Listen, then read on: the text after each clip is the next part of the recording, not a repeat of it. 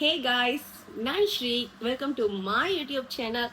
இன்னைக்கு உங்களுக்கு ஒரு மிஸ்ட்ரியான ஒரு கதையை பற்றி தான் சொல்ல போகிறேன். மிஸ்ட்ரி மட்டும் இல்லை, இந்த கதையில் கொஞ்சம் ஹிஸ்ட்ரியும் இருக்குது. நம்மள நிறைய பேத்துக்கு குணோங் லேடாங் சொன்னாவே அது கூட சேர்ந்து புத்ரி குணோங் லேடாங்னு ஒரு பேரும் ஞாபகத்துக்கு வரும். புத்ரி குணோங் லேடாங் பற்றி நிறைய வெர்ஷன் ஆஃப் கதைங்க இருக்குது. அதில் ஃபேமஸான கதையை தான் நான் உங்ககிட்ட சொல்ல போகிறேன். புத்ரி குணோங் லேடாங் சில பேர் மித்துன்னு சொல்லுவாங்க, சில பேர் ஹிஸ்ட்ரின்னு சொல்லுவாங்க. ஏன் ஹிஸ்ட்ரின்னு சொல்கிறாங்கன்னா, புத்ரி குணோங் லேடாங் அந்த பேர் கீதா மலாயு லாமாலையும் இருக்கு, அதாவது இக்காயார் அங்துவாலையும் அவங்க சொல்லியிருக்காங்க. குணோங் லேடாங்க பத்தி தெரிஞ்சுக்கிறதுக்கு முன்னுக்கு குணோங் லேடாங்க பத்தி நம்ம முதல் தெரிஞ்சுக்கணும். குணோங் லேடாங் இது எங்க இருக்குன்னா, இது மலேசியால தங்கா டிஸ்ட்ரிக்ட்ல ஜோஹர் மாநிலத்துல இருக்கு. அதாவது மலாக்கா பார்டர் கிட்டயும் நெகிரி சிம்லன் பார்டர் கிட்டயும் தான் இந்த மலை இருக்கு. ஸோ இந்த மலையை சுத்தி தான் புத்ரி குணோங் லேடாங்கோட கதையும் வந்துச்சு. குணோங் லேடாங் 276 மீட்டர் கொண்ட ஒரு மலை. நம்மளோட குணோங் லேடாங்க்கு இன்னொரு ஃபேமஸான நிக் நேமும் இருக்கு, அதாவது மவுண்ட் ஆப்பீர். குணோங் லேடாங் ரொம்ப ஃபேமஸான ட்ரெக்கிங் ஸ்பாட். குணோங் லேடாங் சொன்னாலே நம்மளுக்கு ஞாபகம் வருது, அங்க இருக்கிற ஃபாரஸ்ட் ரொம்ப டென்ஸாகவும் இருக்கும். அட் த சேம் டைம் அங்க இருக்கிற வெதர் சடன் சேஞ்சஸும் ஆகும். அந்த காலத்துல இருந்து இப்ப வரைக்கும் பெரியவங்கனால சொல்லப்படுறது குணோங் லேடாங்க்கு போனோம்னா நிறைய ரூல்ஸை நம்ம கடைப்பிடிக்கணும். ஏன்னா இந்த நாள் வரைக்கும் அந்த குணோங்ல புத்ரி குணோங் லேடாங் வாழ்ந்துகிட்டு இருக்காங்கன்னு நிறைய பேர் நம்புறாங்க. கண்டிப்பா அங்க போனோம்னா என்னென்ன ரூல்ஸ்லாம் இருக்குன்னு நீங்க தெரிஞ்சுக்கணும்னு நினைப்பீங்க. அதுக்கு முன்னுக்கு நம்ம புத்ரி குணோங் லேடாங்க பத்தி தெரிஞ்சுப்போம்.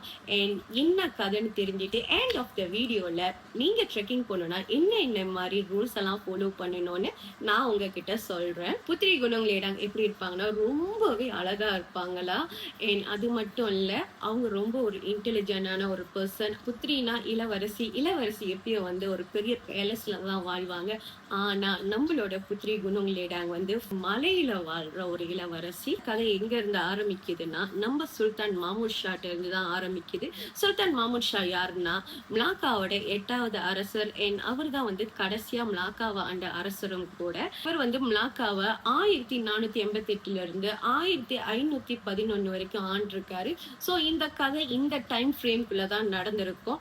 நம்ம சுல்தான் மாமூத் ஷாவோட மனைவி இறக்குறாங்க. அவங்க இறந்ததுக்கு அப்புறம் சுல்தான் மாமூத் ஷா புத்ரி குணோங் லேடாங்க பத்தி கேள்விப்படுறாரு. குணோங் லேடாங் எவ்வளவு அழகா இருப்பாங்கன்னு நிறைய பேர் சொல்லி கேட்டிருந்த நம்பர் ராஜாக்கு புத்ரி குணோங் லேடாங்க கல்யாணம் பண்ணிக்கணும்னு ஆசை வருது. இந்த ஆசையை புத்ரி குணோங் லேடான்ட்டு யாராவது ஒரு ஆள் கொண்டு போய் சொல்லணும்ல, அதுக்காண்டி அவர் சமண அங்துவாவையும் துன் மாமாட்டையும் அனுப்பி விடுறாரு. இவங்களும் அந்த குணோங் லேடாங்க்கு போறாங்க. ஆல்ரெடி நம்மளோட அங்துவாக்கு ரொம்ப வயசாயிருச்சு, அதனால அவர்னால உச்சி வரைக்கும் போக முடியல. ஸோ மலையோட ஒரு பாதியிலேயே அவர் நின்னுகிட்டு துன் மாமாட்ட மட்டும் அனுப்பி விடுறாரு. துன் மாமாட் மலையோட உச்சிக்கு போய் சேர்றப்ப அங்க அவர் இளவரசிங்களோட தோழிகளையும் ஒரு அழகான ஒரு தோட்டத்தையும் பாக்குறாரு. அந்த நேரத்துல அங்க ஒரு வயசான பாட்டி வராங்க. அவங்க கிட்ட துன் மாமாட் நம்ம சுல்தான் புத்ரி குணோங் லேடாங்க கல்யாணம் பண்ணிக்கணும்னு நினைக்கிறாங்க அப்படிங்கிற செய்தியும் சொல்றாரு. இந்த பாட்டியும் எல்லாத்தையும் கேட்டுட்டு போயிட்டு மறுபடியும் துன் மாமாட் கிட்ட சொல்றாங்க, இளவரசி கல்யாணம் பண்ணிக்கிறேன்னு சொல்லல, ஆனா அவங்க கல்யாணம் பண்ணிக்கணும்னா அதுக்கு 7 விதிமுறைகள் இருக்குன்னு. நம்ம துன் மாமாட்டும் அது என்னன்னு கேக்குறாரு. முதல் ரூல்ஸ் அவங்க என்ன சொல்றாங்கன்னா, நாக்கால இருந்து குணோங் லேடாங்கோட அந்த உச்சி வரைக்கும் அவங்களுக்கு தங்கத்துல ஆன ஒரு பாலம் வேணும்னு. 2வது விதிமுறை, சில்வர்ல செய்யப்பட்ட இன்னொரு பாலம் இந்த குணோங் லேடாங் உச்சியில இருந்து மலாக்காக்கு வேணும்னு அவங்க கேட்டிருக்காங்க. 3வது 7 தட்டு நிறைய கொசுவோட இருதயத்தை அவங்க கேட்டாங்க. எஸ் கைஸ், அவங்க ஹார்ட்டை கேட்டிருக்காங்க கொசுவோட. 4வது 7 தட்டு நிறைய கரையா இருக்குல்ல, அதோட இதயத்தையும் அவங்க கேட்டிருக்காங்க. 5வது 7 குண்டான்னு சொல்லுவோம், லைக் பெருசா இருக்கும் துப்பாயான்னு சொல்லுவாங்கல்ல, அது நிறைய கன்னி பெண்களோட கண்ணீரை அவங்க கேட்டிருக்காங்க. 6வதா 7 குண்டான் நிறைய அவங்க இந்த இளம் பாக்கோட சார கேட்டிருக்காங்க. 7வதா ஒரு மங்கு நிறைய இள ராஜாவோட ரத்தத்தை கேட்டிருக்காங்க. நம்ம புத்திரியோட ரூல்ஸ் எல்லாம் கேட்டோன்னே நம்மளோட துன் மாமா ரொம்ப அதிர்ச்சி ஆகுறாரு. அவரும் சரின்னு கேட்டுக்கிட்டு கீழே வராரு. நம்ம அங்துவாவை பாக்குறாரு. அங்குவா என்னாச்சுன்னு கேக்குறப்ப நம்மளோட துன்மாமாட் வந்து புத்ரி வந்து இந்த 7 விதிமுறைகளை போட்டிருக்காங்களோ இந்த 7 விதிமுறையை வந்து நம்மளோட சுல்தான் பண்ணா அவரை கல்யாணம் பண்ணிக்கிறதாகவும் சொல்றாரு. விதிமுறையெல்லாம் அங்குவா கேட்டதுக்கு அப்புறம் அவருக்கு தெரிஞ்சிருச்சு நம்ம புத்ரி குணங்களேடாங்க வந்து நம்ம சுல்தானை கல்யாணம் பண்ணிக்க வந்து இஷ்டம் இல்லை. ஏன்னா இஷ்டம் இருந்துச்சுன்னா இவங்க இவ்வளவு கஷ்டமான ரூல்ஸ் எல்லாம் வந்து சொல்லியிருக்க மாட்டாங்க. நம்மளோட அங்குவாக்கு வந்து சுல்தானை ரொம்ப பிடிக்கும். சுல்தான் சொல்லி அந்த ஒரு விஷயத்த அவர்னால செய்ய முடியலன்னு சொல்லி ரொம்ப மன கஷ்டப்பட்டு என்ன பண்றாரு, அவர் வந்து அரண்மனைக்கு திரும்பி போல அப்படியே காட்டுல வந்து தொலைஞ்சு போயிடுறாரு. மாமாட்டும் வந்து அரண்மனைக்கு திரும்பி வராரு. அரசரும் கேக்குறாரு என்ன சொன்னாங்க நம்ம புத்திரி குணங்களேடாங்கன்னு.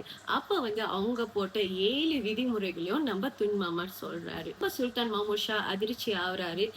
ஆனா அவரோட ஆசை வந்து இன்னும் கூடையாவது எப்படியாவது புத்ரி குணங்களேடாங்க கல்யாணம் பண்ணியே தீரணுங்கிறதுக்காண்டி அவர் என்ன பண்றாருன்னா அவரோட சொந்த மக்களையே வந்து ஃபோர்ஸ் பண்ணி அவங்க கேட்ட அந்த 2 பாலத்தையும் கட்ட வைக்கிறாரு. தன்னோட தங்கம் சில்வர் எல்லாமே முடிஞ்சு போயும் கூட அந்த பாலத்தை கட்டுறதுக்காண்டி அவர் மக்களோட தங்கத்தை சில்வர்ஸ் அதெல்லாம் எடுத்து கட்டுறாங்க.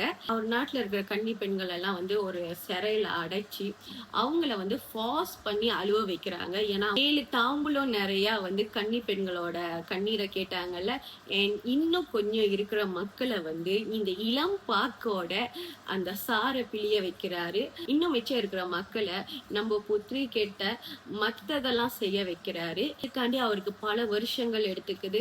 மக்கள்லாம் ரொம்ப கஷ்டப்படுறாங்க. பல வருஷங்களுக்கு அப்புறம் நம்ம புத்ரி கேட்ட 7 விஷயத்துல 6 விஷயத்த எல்லாரும் பண்ணி முடிக்கிறாங்க. கடைசியா இருக்கிற அந்த ஒரு விஷயத்த தவிர கடைசியா என்ன கேட்டிருந்தாங்கன்னா நம்மளோட புத்ரி குணங்களேடாங் இள ராஜாவோட ரத்தத்தை கேட்டிருந்தாங்க. ஒரு மங்கு நிறைய அந்த அளவுக்கு ரத்தம் எடுக்கணும்னா ஒருத்தர் வந்து உயிரோட இருக்க முடியாது. சோ கொஞ்சம் யோசிக்கிறாரு நம்மளோட அரசர். ஏன்னா அவரோட சொந்த பையனை கொண்டு எப்படி அந்த ரத்தத்தை எடுக்கிறதுன்னு. இருந்தாலும் அவருக்கு வந்து நம்ம புத்திரி குணங்களேடாங்க கல்யாணம் பண்ணிக்கிறோங்கிற ஆசை வந்து கூடையா இருந்தனால தன்னோட சொந்த பையனையே அவர் கொல்ல போறாரு. அவர் அந்த கத்தி எடுத்து சொந்த பையனோட கழுத்துக்கிட்ட வைக்கிறப்ப ராஜாவோட கண்ணு முன்னுக்கு வந்து நம்ம புத்திரி குணங்களேடாங்க வந்து அவங்களுக்கு அவரை கல்யாணம் பண்ணிக்க இஷ்டம் இல்லைன்னு சொல்றாங்க. ஆக்சுவலி வந்து அவங்க 7 ரூல்ஸ் போட்டாங்களா. அந்த 7 ரூல்ஸும் ஏன் அவங்க போட்டிருக்காங்கன்னா அவங்க ராஜா கிட்ட வந்து இன்டைரக்டா சொல்ல பார்த்திருக்காங்க அவரை கல்யாணம் பண்ணிக்க அவங்களுக்கு இஷ்டம் இல்லைன்னு. ஆனா நம்ம ராஜாக்கு அது புரியல.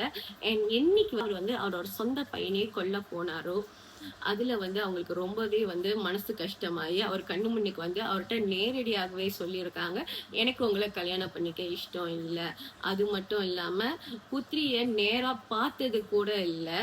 ஆனா அவங்கள கல்யாணம் பண்ணிக்கணுங்கிறதுக்காண்டி அவரோட சொந்த மக்களை கஷ்டப்படுத்தி இன்னைக்கு வந்து அவரோட சொந்த பையனையே கொல்ல போனது வந்து புத்ரிக்கு பிடிக்காத ஒரு விஷயம்னு சொல்லிட்டு மறைஞ்சு போயிருக்காங்க. அதுக்கப்புறம் நம்ம சுல்தான் மாமூத் ஷா வந்து அவரோட தப்ப உணர்ந்திருக்காருன்னு ஒரு வெர்ஷன் ஆஃப் ஸ்டோரி இருக்கு. இன்னொரு வெர்ஷன் ஆஃப் ஸ்டோரியில வந்து என்னன்னா நம்மளோட துன்மாமாட் வந்து நம்ம ராஜா கிட்ட சொல்றாரு புத்ரி குணங்களேடாங்க வந்து இந்த 7 விஷயத்தையும் கேட்டிருக்காங்கன்னு. அதை கேட்ட நம்ம ராஜா வந்து இது எல்லாமே செய்ய முடியாது அப்படின்னு சொல்லிட்டு அவர் எந்த ஒரு முயற்சியும் எடுக்காம பரவாயில்லன்னு சொல்லி விட்டதாவும் இன்னொரு வெர்ஷன் இருக்கு.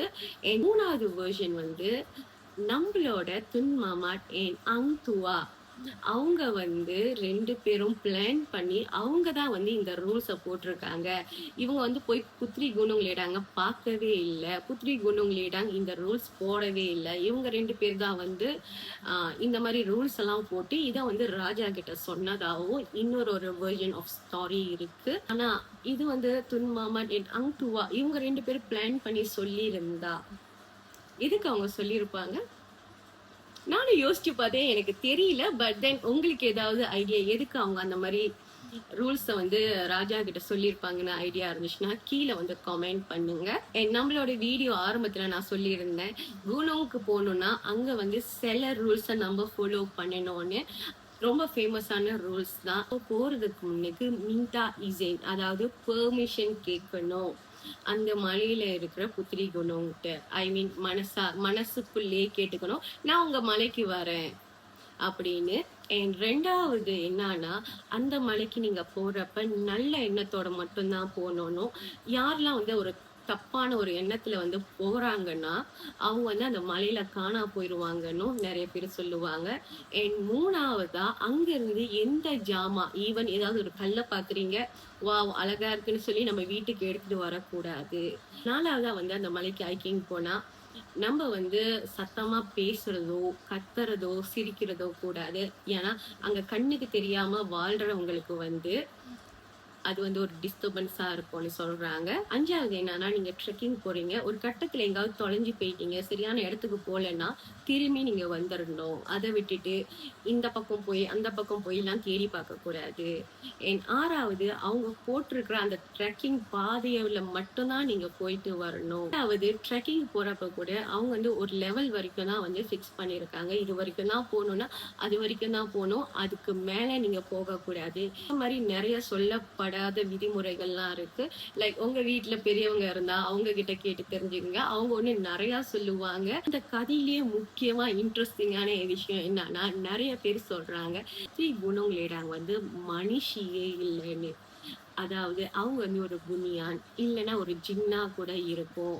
அப்படின்றாங்க. அண்ட் சில பேர் வந்து புத்ரி குணோங்களேடாங்க வந்து நம்மள மாரி நார்மலான ஒரு மனுஷி தான். அவங்க வந்து ஜாவோல இருந்து நாகால இருக்கிற புலாவ் பசாருக்கு வந்து அகாமவ கத்துக்கிறதுக்காண்டி வந்து, அதுக்கப்புறம் படிச்சு முடிச்சுட்டு அவங்க குணோங்களேடாங்கள வந்து அவங்களோட ஸ்பிரிச்சுவல் ஜேர்னிக்காண்டி வந்து அவங்க குணோங்களேடாங்குக்கு போயிட்டாங்கன்னும் சில பேர் சொல்றாங்க. சோ ஃபார் இதுதான் நான் நம்மளோட புத்ரி குணோங்களேடாங்க பத்தி தேடி படிச்சதுல இன்ட்ரஸ்டிங்கான விஷயம். அண்ட் உங்களுக்கு வந்து ஏதாவது ஒரு கதைய பத்தி நான் சொல்லணும்னு நெனச்சீங்கன்னா, கீழ இருக்கிற கமெண்ட்ல போய் கமெண்ட் பண்ணுங்க. அந்த கதைய பத்தி நான் உங்ககிட்ட அடுத்த எபிசோட்ல சொல்றேன். Thank you. மறக்காம லைக் பண்ணி சப்ஸ்கிரைப் பண்ணிக்கங்க.